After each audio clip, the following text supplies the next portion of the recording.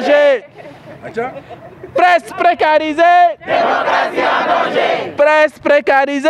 Démocratie en danger. Presse précarisée. Démocratie en danger. Presse précarisée. Démocratie en danger. Non au bâillonnement de la presse. Non au bâillonnement de la presse. Non au bâillonnement de la presse. Non au bâillonnement de la presse. Abat la violence. Abat la violence. Abat la violence. Abat la violence. Abat la violence. Abat la violence. Presse précarisée. Démocratie en danger. Presse précarisée. Démocratie en danger. Presse précarisée. Démocratie en danger. Presse précarisée. Démocratie en danger. Abat la violence. Contre les jeunes reporters. Abat la violence. Contre les reporters. Abat la violence. Contre les reporters. Abat la violence. Contre les reporters. Non au bâillonnement de la presse. Non au bâillonnement de la presse. Presse violentée, démocratie en danger. Presse violentée, démocratie en danger. Presse violentée. Démocratie en danger. Presse violentée. Démocratie en danger. Presse violentée. Démocratie en danger. Presse violentée. Démocratie en danger. Presse violentée. Démocratie en danger. Presse violentée. Démocratie en danger. Reporter tabassé, démocratie en danger. Reporter tabassé. Démocratie en danger. Reporter tabassé, Démocratie en danger. reporter tabassé, Démocratie en danger. reporter tabassé, Démocratie en danger. reporter tabassé, Démocratie en danger. reporter tabassé. Démocratie en danger. Presse précarisée, Démocratie en danger. presse précarisée, Démocratie en danger. presse précarisée, Démocratie en danger. reporter tabassé, Démocratie en danger. presse précarisée, Démocratie en danger. reporter tabassé, Démocratie en danger. presse précarisée, Démocratie en danger. reporter tabassé, Démocratie en danger. presse précarisée, Démocratie en danger. reporter tabassé, Démocratie en danger. presse précarisée, Démocratie en danger. reporter tabassé. Démocratie en danger. Non à la violence, Non à la violence. non à la violence, Non à la violence. non à la violence. Non à la violence. Absa Anne. Absa Anne. Absa Anne. Absa Anne. Absa Anne. Absa Anne. Absa Anne. Nous sommes tous morts à marre, nous sommes tous Mort à marre. Mort à marre. Nous sommes tous. Mort à marre. Nous sommes tous. Mort à marre. Nous sommes tous. Mort à marre. Nous sommes tous. Mort à marre. Nous sommes tous. Isabelle. Nous sommes tous. Isabelle. Nous sommes tous. Isabelle. Nous sommes tous. Isabelle. Nous sommes tous. Isabelle. Nous sommes tous. Isabelle. Nous sommes tous. Isabelle. Nous sommes tous Seynabou. Nous sommes tous Seynabou. Nous sommes tous Seynabou. Nous sommes tous. Reporter. Nous sommes tous. En danger. Nous sommes tous. En danger. Nous sommes tous. En danger. Reporters. En danger. Démocratie. En danger. Démocratie. En danger. Reporters. En danger. Presse. Précarisé. Reporters. En danger. Reporters. En danger. Presse. Précarisé. Reporters. En danger. Non au bâillonnement de la presse. Non aux violences faites aux jeunes reporters. Non au bâillonnement de la presse. Non au bâillonnement de la presse. Non aux violences faites aux jeunes reporters. Non à la précarité. Non à la précarité. Non à la violence physique. Non à la violence physique. Voilà. Et merci tous d'avoir fait le déplacement. Alors cette mobilisation montre qu'en tout cas la presse elle est unie et c'est une belle mobilisation en tout cas. Li fi ñëw rek je pense que mi ngi firndeel que ne en fait benn lañu et mun duñu nangooti kenn di ñu bâillonné wala ñu fi nangu licence jàmbur wala ñuy couper signalu jàmbur wala boog ñu fi violenté ay journalistes lii moom dina dakk tey mu jeex. Donc on va sans plus tarder donner la parole déjà à Birahim. Après on va donner la parole aussi à As Mademba qui est notre aîné. À As d'abord, on donne la parole à As. Après à Birahim et puis après à Oustaz. Après aussi Je voudrais saluer toutes les personnes qui sont ici. Et je salue en particulier les personnes qui ne sont pas de la famille de la presse. Parce qu'il est essentiel en ces moments-là que des personnes qui ne font que consommer l'information que la presse donne soient là et qu'ils disent qu'il faut que la presse puisse continuer à travailler de façon normale. Et je crois qu'on leur doit un remerciement particulier parce qu'ils auraient pu ne pas venir puisque c'est veillée de la presse, mais leur présence témoigne de leur attachement à la liberté d'expression et à la démocratie. Alors, ceux qui m'ont donné la parole sans m'avertir, je ne vous remercie pas. Je ne vous remercie pas parce que pour moi, ce combat n'est pas le combat finalement des has-been. On en a donné pendant des années sur ces questions-là. Je pense qu'il fallait prendre le Benjamin ou la Benjamin de la presse qui sont l'avenir pour dire que eux, les Benjamins et les Benjamins, sont prêts à prendre la relève et à faire cette lutte. Je pense qu'il y a deux principes qu'il faut engager quand on fait ce genre de veillée. Et il ne faut pas l'oublier parce qu'il y a un versant facile et il y a un versant beaucoup plus compliqué.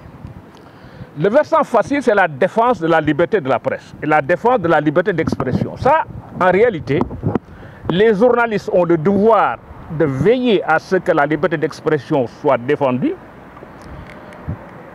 Les non-journalistes ont également ce devoir. Mais au fond, la garantie la plus importante, c'est aussi que l'État veille à ce que la liberté d'expression soit garantie pour tout le monde. Donc il y a une responsabilité forte de l'État pour que la liberté d'expression soit. Et il y a aussi une responsabilité forte des citoyens pour que cette liberté soit défendue. Mais ça, disons, c'est la partie la plus facile. Maintenant, il y a une partie un peu plus difficile et un peu plus compliquée qui ne dépend ni de l'État ni des citoyens. C'est le devoir des journalistes de veiller à ce que cette liberté-là, quand elle est exercée par les journalistes, soit exercée dans les règles de l'éthique et de la déontologie de leur profession. Parce que ça, c'est le second pendant qui donne de la crédibilité à une défense des libertés de la presse. C'est la liberté de la presse qu'on défend, mais aussi on défend l'obligation pour tous les journalistes de respecter les règles d'éthique et de déontologie qui sont liées à leur profession. Si on a ces deux piliers-là, je crois qu'on sera dans une situation qui nous permettra de toujours faire avancer ces libertés. Il ne faut rien prendre comme acquis, rien n'est acquis dans le domaine de la démocratie, y compris dans les pays les plus avancés. Il y a toujours des menaces, il y aura toujours des menaces, mais il est évident également que finalement, et peut-être je vais terminer par là, ce n'est même pas une question de système, ce n'est même pas une question de principe. C'est seulement une question de démocrate. Quand les gens veulent que la liberté avance, les gens ne prennent pas des mesures qui freinent cette liberté.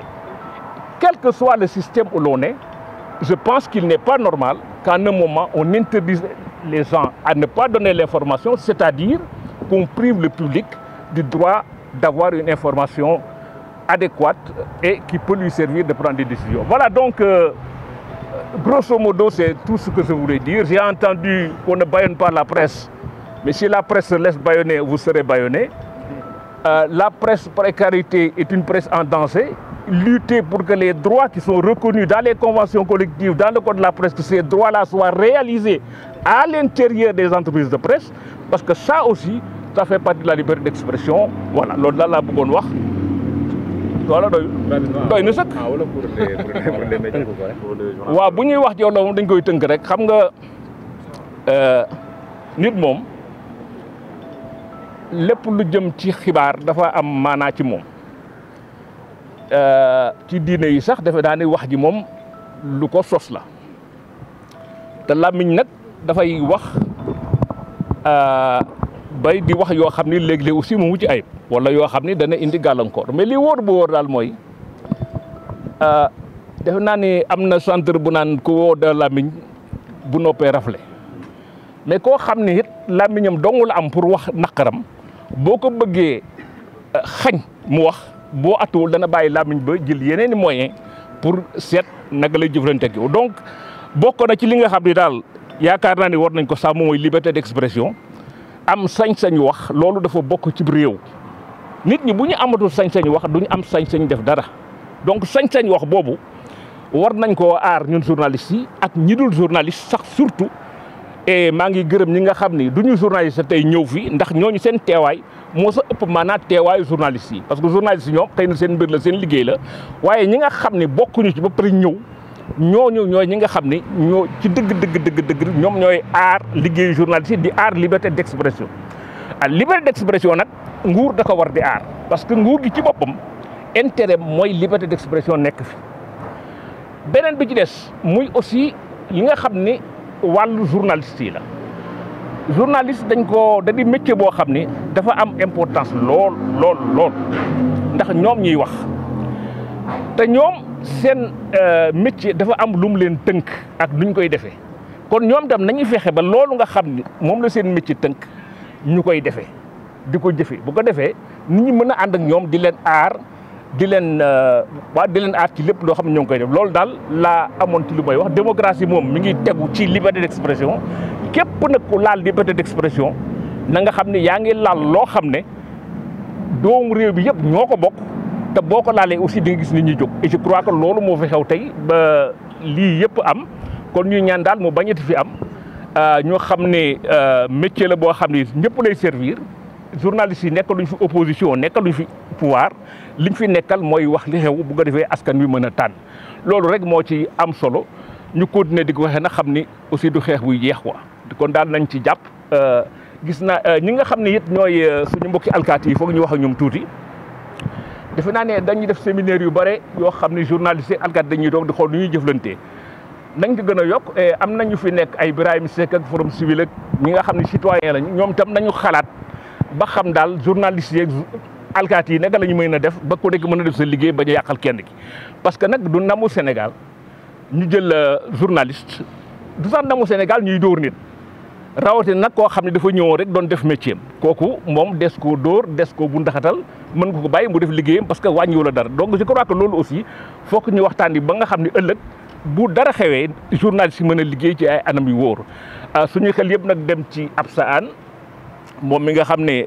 xale bu jigéen la ñu def ko duñ ko def ak ñeneen ñëpp ñi nga xam ni daanaka xaw nañ leen laal ci loolu di seetlu it ne waaw loolu daal laa bëggoon rek wax di parce que dama koy gàttal parce que làmmiñ dafa wóorul xam nga làmmiñ dañ naan lu mu wax mucc ci ba mu des yokkal kaani gi waaw te ginnaaw làmmiñ lu wax mucc ci ba mu des yokkal kaani gi man yokku ma nag kaani gi waaye daal nit ñi dal yëkkati liberté parce que nag liberté de la presse dong moo am maanaa ci système démocratique kon boog vive la liberté d'expression et vive la liberté de la presse.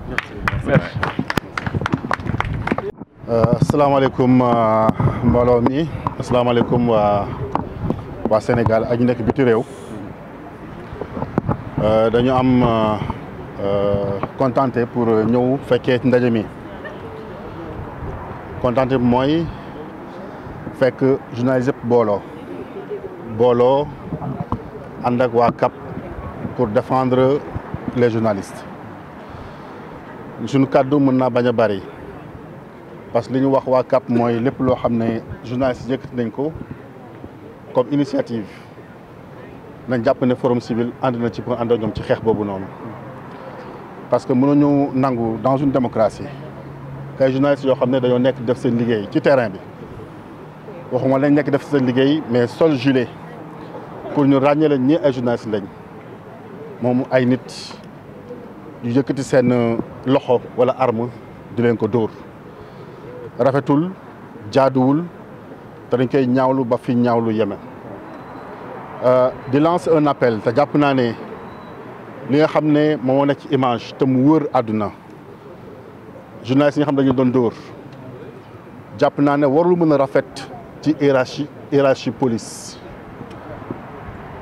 jàpp nañ ne tey police hiérarchie bi war na yëkkati kàddoom wax ndax nii lay former ay éléments am ci terrain bi ndax nii lañ leen tàggatee pour ñu dóor ay journalistes pour ñu dóor ay sénégalais je pense que Sénégal toll na foo xam ne il faut que ñu waxante dëgg jaaduwul rafetul nga jàkkaarloo ñoo xam ne yoruñu arme jàkkaarloo ñoo xam ne seen loxo lañ yor nga leen dóor rawatina koo xam ne sol na gilet wane na moom journaliste la. rafetul Sénégal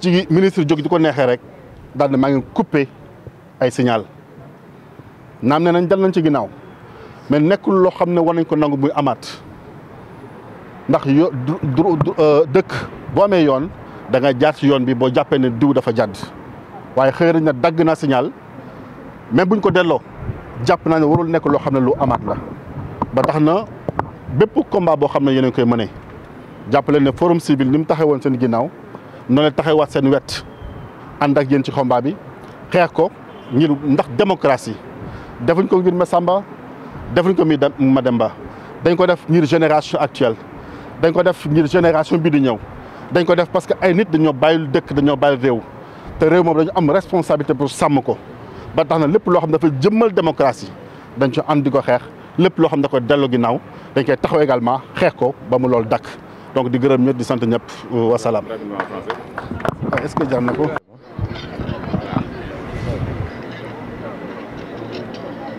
Madame. Allez-y. Ok, merci beaucoup à tout le monde. D'abord, nous tenons à remercier toutes les personnes qui ont effectué le déplacement ici. Migui Maram Ndiaye, président de la Convention des jeunes reporters du Sénégal. Remercier toutes les personnes qui ont effectué le déplacement, les confrères et les consoeurs, mais également les partenaires de la presse qui sont là, les organisations de la société civile. Vous avez vu tout à l'heure Birahim Seck, il y a également Demba Seydi, Gaël Babacar Mbaye, entre autres. Il y a également les patrons de presse qui sont avec nous, les reporters qui ont effectué le déplacement, les caméramans et les techniciens. Donc merci beaucoup pour ce déplacement. Alors, ce qui nous réunit ici, c'est parce que la semaine dernière, il y a des reporters qui ont été brutalisés, qui ont été attaqués, agressés par les éléments des forces de défense et de sécurité. C'est un constat maintenant au Sénégal. Il est rare d'assister à un événement politique, depuis en tout cas quelques mois, sans qu'un professionnel des médias ne soit interpellé ou bien agressé, ce qui est inacceptable.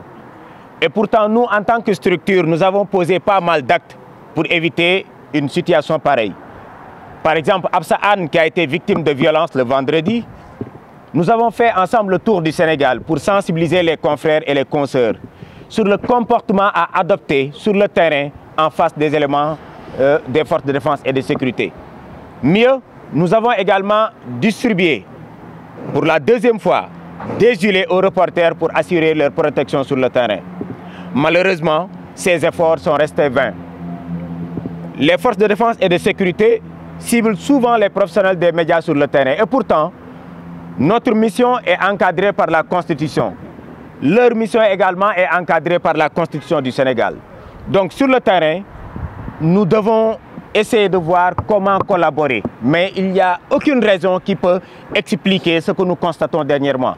Parce que Absa Anne a été identifiée comme journaliste. Elle était avec Mor Amar, elle était avec Seynabou, d'autres consoeurs et d'autres confrères. Mais ils ont préféré lancer des grenades envers ces professionnels de l'information. Ce que Absa a essayé de dénoncer, c'est pourquoi elle a été arrêtée et brutalisée dans le véhicule. Elle s'est retrouvée à l'hôpital. Nous avons fait des va-et-vient entre l'hôpital de Ouakam et l'hôpital principal de Dakar. Le lendemain même, Absa s'est rendue encore à l'hôpital parce qu'elle avait mal aux yeux. D'ailleurs, nous, en tant que structure, nous avons effectué une visite à Bambilor pour voir Absa Anne. Et nous avons décidé ensemble, Absa va porter plainte parce qu'elle sera de retour à Dakar dès demain.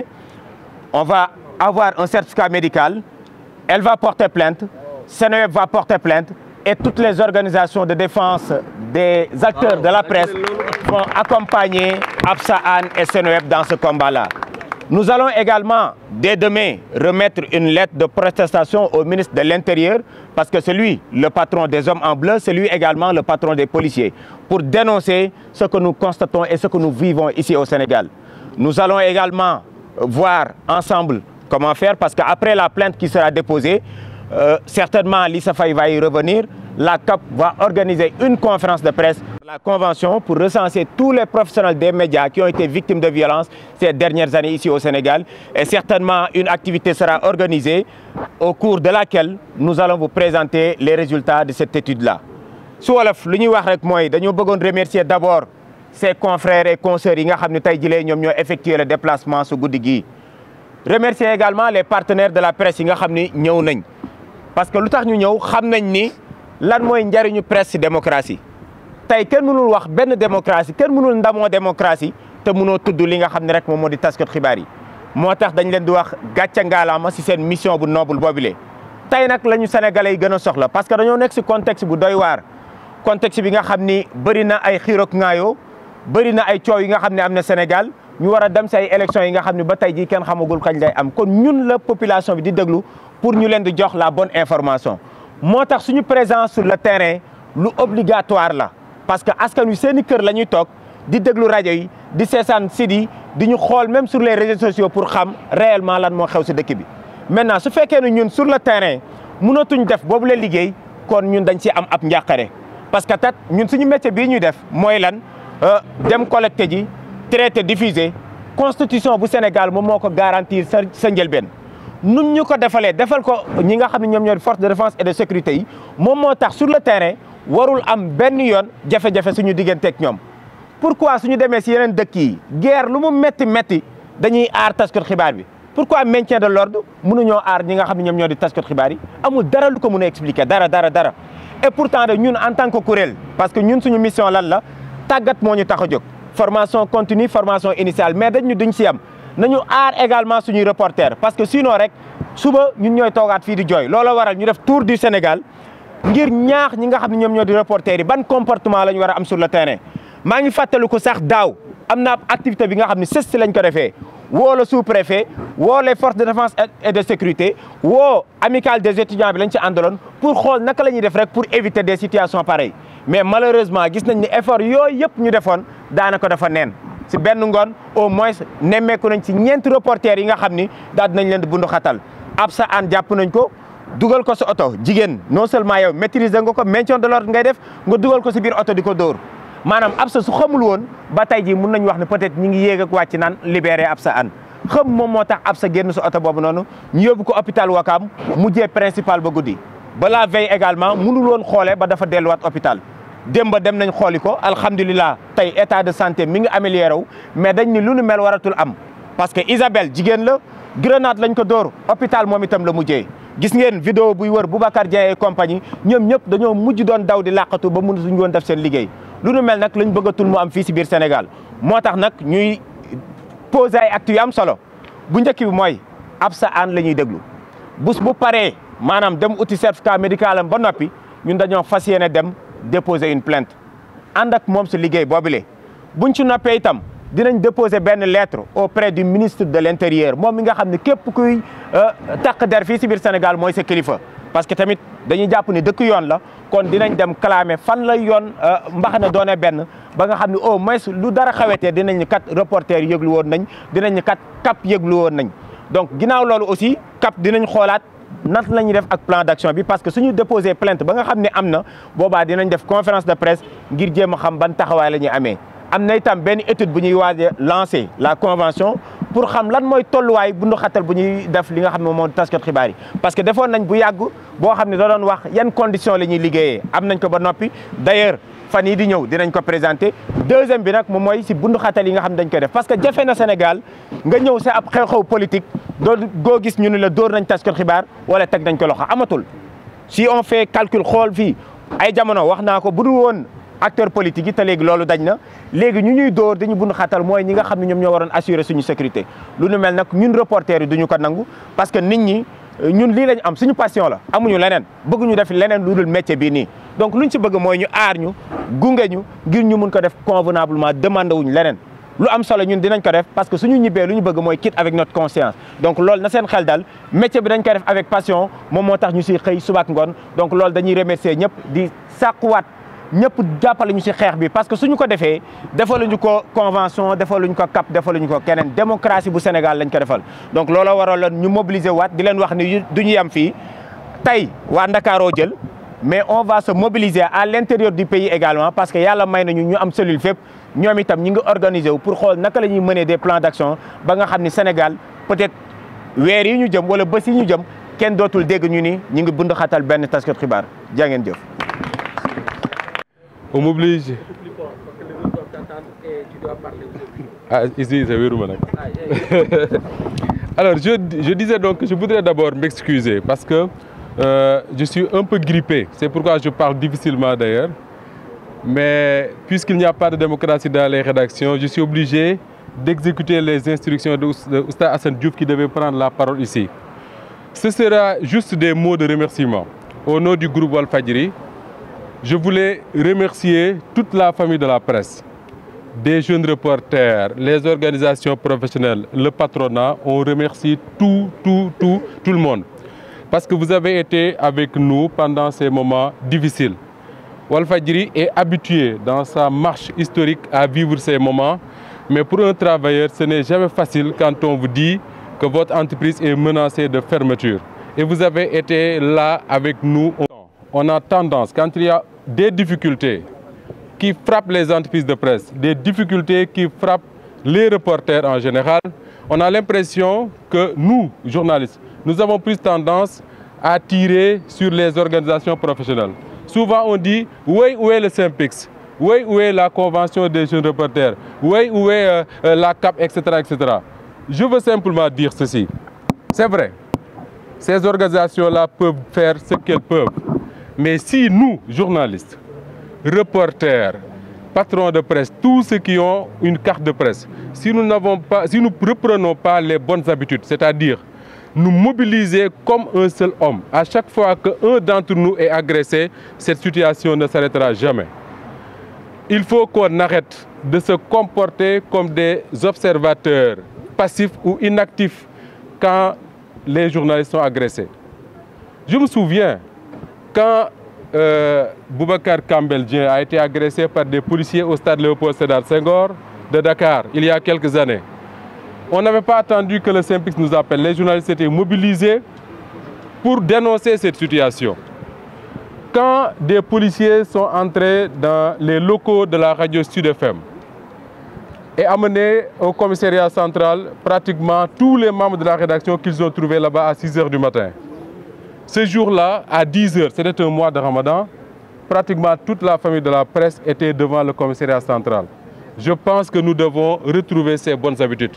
On n'a pas besoin d'attendre un coup de fil de Bamba Kassé ou d'Ibrahim Lissa Faye pour nous mobiliser et aller apporter notre soutien à Absa Anne. On n'a pas besoin d'un coup de fil d'Ibrahim Lissa Faye ou de Bamba Kassé pour aller devant les locaux de Walfadjri et dénoncer ce qui est en train de se passer. On peut être d'accord ou ne pas être d'accord. Dans notre façon de pratiquer notre métier, même dans nos propres rédactions, on n'est pas souvent d'accord dans la façon de traiter l'information, dans la façon de donner nos positions. Mais une chose est sûre, si on n'est pas d'accord sur ceci, on aura toujours des problèmes. Un journaliste, il reste un journaliste. Quelles que soient ses bêtises, il reste un journaliste. C'est à nous, après, nous avons des organisations assez outillées pour rappeler les journalistes à l'ordre. Faisons confiance à ces organisations-là et à chaque fois qu'un journaliste est agressé, mobilisons-nous. Il faut que les journalistes apprennent à se mobiliser comme un seul homme pour aller défendre leurs confrères. Moi, j'aimerais bien, j'aurais aimé, quand on apprend à la radio qu'Absa Anne a été agressé, que les gens qui sont dans les rédactions sortent pour aller voir ce qui se passe. Je me souviens, Ibrahim Lissa Faye, il y a quelques années, Abdoulaye Wade recevait à l'aéroport Léopold Sédar Senghor le président taïwanais. Ce jour-là, les jeunes reporters que nous sommes allés à l'aéroport pour couvrir cet événement de manière tout à fait naturelle comme on l'a toujours fait. Mais quand on nous a dit que seuls les médias d'État avaient accès au salon d'honneur, tous les journalistes ont plié bagages et sont repartis. Et c'est ça le bon comportement à mon avis. Il faut qu'on retrouve ces bonnes habitudes-là. Je voudrais également dire merci à ceux qui dirigent les organisations professionnelles. Bamba Kassé est là et mon président à moi, Migui Maram Ndiaye, parce que je me considère souvent comme un jeune reporter. Merci à vous. C'est bon? Je bëggoon rek yëkkati ay kaddu muy ay kaddu cant ak ngërëm wax ko ci turu Walfadjri muy direction Walfadjri ak ñëpp ñi nga xam ne ñoom ñoo fay liggéeyee. Oustaz Assane Diouf mi ngi nii toog moom moo waroon a jël kàddu gi léegi la ma wax ne demal nga wax ci turu groupe bi li ma bëggoon a wax mooy d'abord ay sant jëmale ko ci journaliste Sénégal yëpp képp ku bokk ci organisation professionnelle les organisations de défense des droits de l'homme les organisations de la société civile les journalistes ak ku mënti doon bëgguma di lim parce que ku lim juum wala fa ko wax ñi ngi leen di sant di leen gërëm pourquoi parce que Walfadjri ñëpp xam nañ ne Asma Demba mi ngi ne la taxaw bokk na ci kilifay kër ga xam nañ ne histoire Walfadjri ak yu mel nii ci la dëkk j'ai l'impression que ci lañ ko sosé buñ ko amul du nekkati Walfadjri mais bi ko lii dalee dama gis que ni journalistes yëpp a mobilisé ndoo ma yaakaar nag ne ñi def loolu ameel nañ leen cant moo tax ñi ngi leen di sant yéen ñëpp beneen bi ma ci bëggoon a yokk mooy wax ne man dama gëm que ni journaliste su Sénégal photographie caméraman yi techniciens yi ñëpp ñi nga xam ne ay professionnels des médias lañ suñu àndee nekk benn dank defe naa ni agression yi ñuy dund dina dakk ànd bi nekk benn dank wala benn say comme ni ko Bamba doon waxee sànq tekkiwul ne ñun ñëpp dañoo war a ànd di defandoo benn liggéey nuróole ko loolu mënul nekk les journalistes ay doomu aadama lañ jugewuñ planète Mars fii leen juddoo fii leen yaroo ci réew mi ku nekk si ñun da ngay traiter de l'information ak ni nga xamee ne noonu nga yaakaare noonu la jube noonu la gënee on est même dans nos propres rédactions duñu d'accord souvent ci ni ñuy liggéeyee mais dama ne li nga xam ne il faut ñu ciy d'accord suñu bëggee lii dakk mooy bu ñu agressé kenn ci ñun même bu ñu ko saagaa ñëpp a war a jóg ku nekk jàpp ne man mii la ñu saaga bu ñu saagaa Moustapha Diop ñëpp jàpp ne man mii la ñu saaga parce que su Moustapha Diop nekkul woon journaliste kenn du ko saaga commerçant yi nekk marché Sandaga kenn saagawu leen ci rajo kenn saagawu leen ci télé c'est parce qu'on a choisi de faire un métier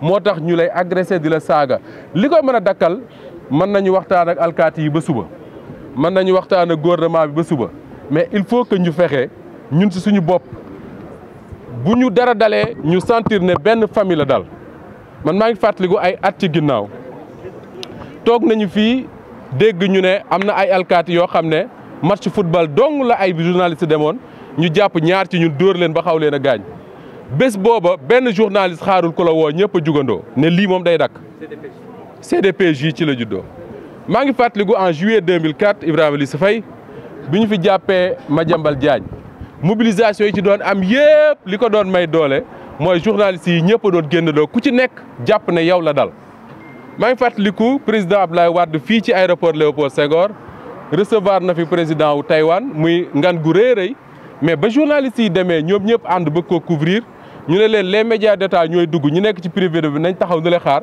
journalistes yëpp a jël seen i bagage ne dem nañu dama yaakaar ne nag comportement yu mel noonu wala attitude yu mel noonu il faut ñu delloo si waat parce que foofu la jamono toll keroog bi ñu jàppee waa Sud FM muy weeru koor defe naa 6 heures du matin la fa wala 8 heures dafa alkaati yàgg si ñan fa fekk ñëpp ñu jàpp yóbbu ba 10 heures di jot ku dem commissariat central dafay mel ne dafa am lu fa xew parce que journaliste Sénégal yëpp fa daje dama yaakaar ne tey dañu waroon a fexe ba bu ñu déggee ñu ne convoqué nañ benn journaliste commissariat central wala gendarmerie wala feneen waruñoo dem di fa fekk ñaar ñett nit ñuy taxaw au moins une centaine de journalistes war nañ faa taxaw ñu xam ne kenn ci ñoom la ñu woo dama jàpp ne bu fekkee ne dañu agressé kenn ci ñun parce que ñun ñëpp ko yëgandoo ah nañ waxante dëgg rek Absa Anne man turam keroog laa ko dégg ñu ne am na xale bu jigéen bu tudd Absa Anne bu alkaati yi dal ci kawam keroog journalistes yi nekkoon ci rédaction yi ñu nekkoon sur le terrain bu ñëpp génnandoo woon dem seeti fañ ko agressé ñëw taxaw fa ne lii du dakk lii day dakk yaakaar naa bu baax ne boo lëggee ku koy defati di nga ko xalaat bu baax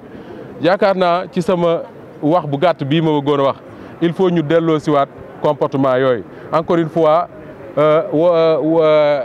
tubaab mooy wax ne dans toute chose malheur est bon je crois que noonu lañ koy waxee xëy na lii nga xam ne moom la ñuy traversé depuis quelques mois dina tax journalistes yi àndaat nekk benn yàlla nañ ko yàlla defal te yàlla yokk sutura defal ñëpp jàmm jërë ngeen jëf. Je pense que nous, femmes des médias, l'association des femmes des médias s'aligne déjà par rapport à tout ce qui a été dit ici, parce que si vous avez vu, durant toute l'actualité de ces derniers jours, on a eu quand même à produire 2 communiqués, déjà pour dénoncer ces faits. Parce que celui de Absa Anne plutôt, c'était la dernière en date. Mais avant Absa Anne, il y avait eu 2 autres qui étaient brutalisés sur le terrain. Et c'est ce qui n'est pas normal. Les gens sont là pour faire leur boulot. Le bureau du reporter, c'est sur le terrain. si on ne peut pas faire notre boulot sur le terrain, où est-ce qu'on va le faire? Donc c'est la raison pour laquelle on dénonce déjà ces faits et on est de tout cœur avec Absa Amar, Absa Anne plutôt, parce que depuis qu'on a entendu tout cela, quand même, on a fait le déplacement, on est allé la voir avec la convention, on l'a rencontrée au niveau de l'hôpital UHO et puis après on s'est déplacé également pour aller la voir également au niveau de l'hôpital principal. Donc tout ceci pour dire que c'est pas normal de s'attaquer aux femmes. Et nous, au niveau de l'association des femmes de médias, quand même, on a eu à préparer ces femmes-là en les formant sur la sécurité sur le terrain. Et ces formations-là, on a eu à le faire au niveau quand même de Dakar, mais également dans toutes les régions, puisqu'on a eu à sillonner toutes les régions du Sénégal pour pouvoir les préparer. Parce qu'on sait que être sur le terrain, c'est pas facile. Faire le reportage sur le terrain, c'est pas facile. Encore moins rencontrer ou bien se frotter aux forces de l'ordre. Et il faut avoir des bagages nécessaires pour pouvoir quand même faire face à tout cela. Et vu que ces femmes-là ont été préparées et toutes celles à qui on s'est attaqué quand même ont eu à subir ces formations-là. Donc on ne comprend pas pourquoi les forces de l'ordre quand même puissent s'en prendre à ces femmes. Au-delà même de l'aspect journaliste, quand même une femme, quand tu es face d'elle, il y a un comportement qu'on doit avoir. Et c'est ce qu'on appelle quand même, on en appelle quand même aux forces de l'ordre sur le terrain. Absa Anne était en tenue déjà et au-delà de ça, elle avait le gilet. Donc je ne comprends pas pourquoi cette agression et c'est la raison pour laquelle quand même on dénonce encore avec la dernière énergie ce qui s'est passé sur le terrain. On est avec la convention sur le plan d'action qu'ils vont mener.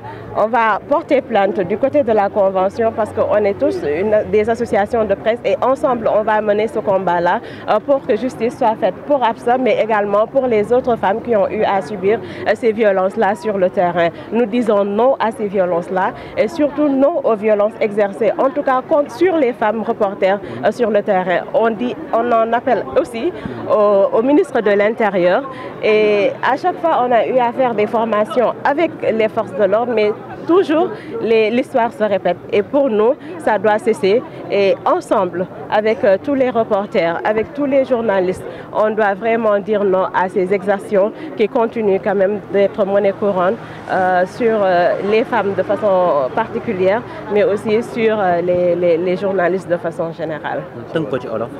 ci wolof rek ñu ànd ak ñi nga xamante ne ñoom ñoo di association CAP ndax ñun tamit ci CAP lañ bokk pour dénoncer li nga xamante ne moom moo xew ci terrain bi maanaam suñuy naataangoo rawatina jigéen ñi nga xam ni dañoo dal seen kaw ñii di force de l'ordre bi bi ñu déggee kawu Absa Anne mi nga xamante ne moom moo mujj dañu dem ba ci moom xool ko fekk ko fi nga xamante ne fa la nekkoon mu di hôpital on s'est rendu compte xam nañ si lañ xam exactement ce qui s'est passé au-delà de jàpp bi ñu ko jàpp ci image yi mais ci biir véhicule bi nga xamante ne si lañ ko doon yóbbu également dañ ko doon xët di ko dóor alors que ñooñu également ay jigéen la te jigéen tamit am na noo xamante ne comportement boo war a mën a am boo jàkkaarlooee ak moom et loolu moo tax ñun dañuy dénoncer encore une fois li nga xamante ne moom la ñuy def muy violence boobu ñuy teg jigéen ñi ci terrain bi def nañ ko Absa def nañ ko Seynabou def nañ ko également Soxna Ndat ak Khadija bi nga xam ni moom tamit mu ngi ITV loolu tamit ñaawlu nañ ko ba fi ñaawlu yem produire nañu d'ailleurs ay communiqué yoo xamante ne c'était pour dénoncer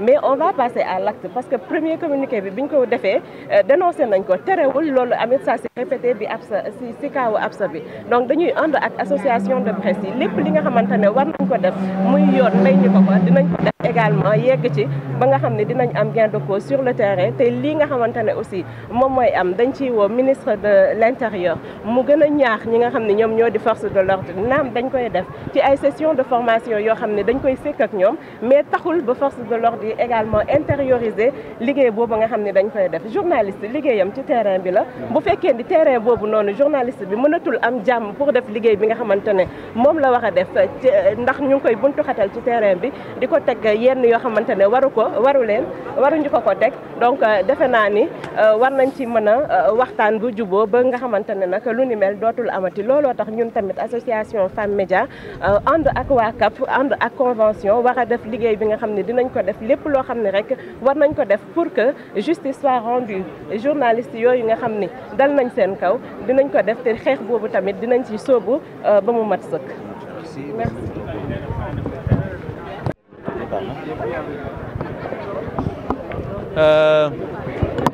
Je vais d'abord commencer par remercier tous ceux qui ont effectué le déplacement, mais mention spéciale aux femmes des médias. Oui, mention spéciale aux femmes des médias. Alors là, elles ont démontré en fait qu'elles ont été agressées, qu'elles ont été touchées dans leur chair. Et donc, c'était le moment, en tout cas, de venir protester, de venir faire savoir à l'opinion qu'on n'acceptera plus des agressions contre les reporters. Parce qu'en fait, ça n'est de trop. Migui l'a dit tout à l'heure, depuis quelques mois, il y a beaucoup d'agressions contre les journalistes, contre les techniciens des médias, alors qu'ils ne sont sur le terrain que pour faire leur travail. Et malheureusement, jusqu'ici, ça s'est produit le vendredi. On est le lundi, nuit. On n'a pas entendu une condamnation ou des regrets du ministère de l'Intérieur, ni quelqu'un du gouvernement regretter ce qui s'est passé. Et pourtant, ils ont tous eu l'information. Ils savent tous que des journalistes ont été agressés de manière violente et gratuite. Des journalistes ont été pourchassés. Et il y a même des journalistes qui ont perdu du matériel sur le terrain à cause des forces de l'ordre. Et ils sont nombreux. Et d'autres ont vu leur matériel détruit. Ils sont là, l'ERL. Et des journalistes malmenés. C'est des choses qu'on ne peut plus tolérer. Et cette fois-ci, c'est la goutte d'eau qui fait déborder le vase. Migui a parlé de quelques points du plan d'action. Mais dites-vous que, certes, Walf a retrouvé son signal. Walf a retrouvé sa licence et c'est ce que nous voulions et c'est ce qu'on a toujours cherché. Mais ce combat-là, contre l'agression des journalistes, ça, on va le mener. On va le mener. Et Migui a parlé de points. Mais dites-vous qu'il y a d'autres points que nous allons développer et nous allons tout documenter parce qu'en réalité, le reporter était en train de faire du direct et on a toutes les images, on a tous les éléments, tout. Et donc on va sortir tout ça et les remettre à qui de droit pour que les gens sachent que ceux qui ont agressé les journalistes sont là et reconnaissables, identifiables. Et c'est très clair. Si la justice ne fait pas son travail, c'est parce qu'elle ne veut pas faire son travail. Mais nous, en tant que citoyens, on fera ce qu'on a à faire. Et on ne laissera plus, en tout cas, un journaliste brimé, attaqué, violenté, sans lever le petit doigt. Moustapha Diop l'a dit. Et je pense que cette fois-ci, la convention est déterminée. Le SYNPICS est déterminé. Les reporters photographes sont déterminés. Toute la CAP est déterminée en tout cas pour que cela ne se reproduise plus. Et nous comptons en tout cas sur cette mobilisation. Elle ne doit pas faiblir. Elle doit aller crescendo pour qu'on montre à la face du monde que nous n'accepterons plus d'être bâillonnés, nous n'accepterons plus d'être agressés. Parce qu'en réalité, s'il y a un événement et que les journalistes ne sont pas capables de descendre sur le terrain pour couvrir, ça pose problème. S'il y a un événement et qu'on n'est pas capable d'aller collecter, traiter et diffuser, je pense qu'on peut sortir tous nos cartes, les déchirer et changer de métier, changer de profession. Notre travail, c'est de satisfaire une obligation constitutionnelle. Le droit au public à l'information, on l'a toujours dit. Maintenant, on se réjouit en tout cas du retour du signal de Walf. Mais on continue toujours à dénoncer les actes du ministre de la Communication. on ne le considère plus comme notre ministre et on revient dessus, on le dit. Ça, on ne le considère plus comme notre ministre. Et nous espérons en tout cas que le président de la République, le Premier ministre prendront toutes les dispositions nécessaires pour qu'il quitte ce gouvernement-là. Merci beaucoup, c'est ce que j'avais à dire. Quelques mots en wolof peut-être. Alors, di sant di gërëm ñi fi teew ñëpp, mais mention spéciale aux braves dames de la presse. Et tey jii, elles ont montré leur force de frappe parce que boo xoolee fii tey ñoo fi ëpp. Et je pense que c'est pas parce que aussi seen ñooñ laal nañ ko que moo tax ñu mobiliser wu, mais saa su nekk suñu organiser wu suñuy am manifestation wala ñuy am lu ñu organiser dañuy ñëw wane seen bopp fësal seen bopp et mu nekk loo xam te ne lu jara fësal la lu jara sant la.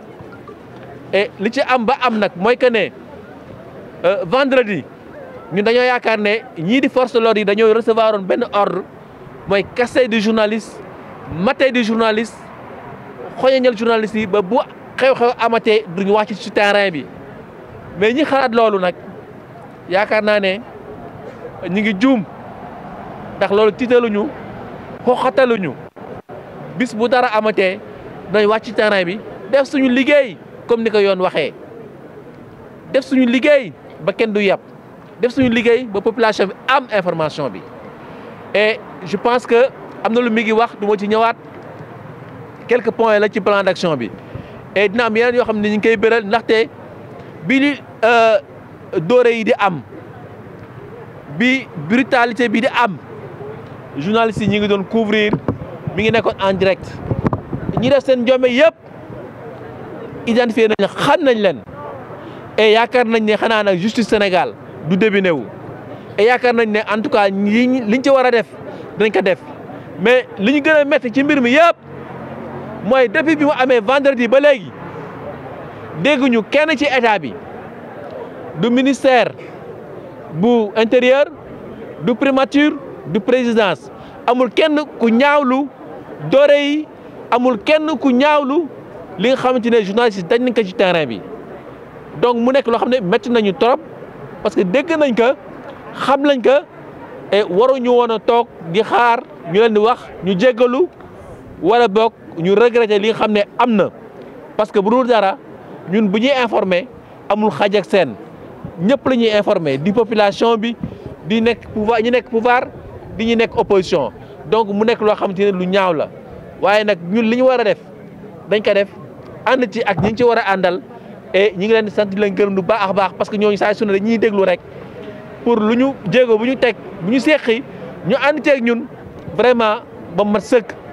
Et suñu partenaires yëpp ñu ngi leen di gërëm leen sant et di leen aussi sant ci mobilisation bi et di leen ñaanal un bon retour en tout cas seeni kër. Bon di wax que ne rek kii di ministre de la communication ñun nekkatul suñu interlocuteur et considéré tuñu ko et ñun pour ñun amatuñu ministre de la communication. Il faut que nit ñi xam ne amatuñu ministre de la communication moo la ba ñuy wax ci gouvernement bi ministre de l'intérieur la ñu wax, premier ministre ak présidence.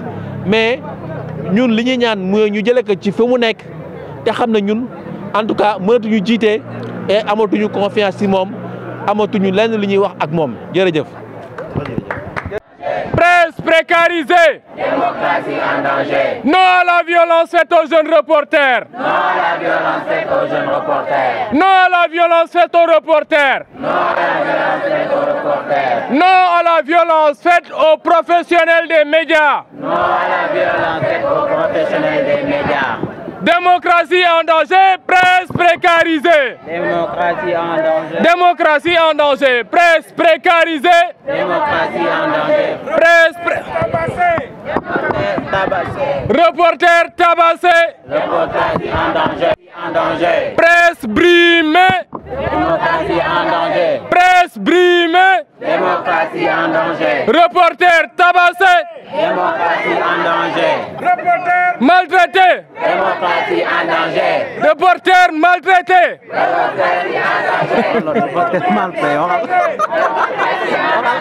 Reporters maltraités.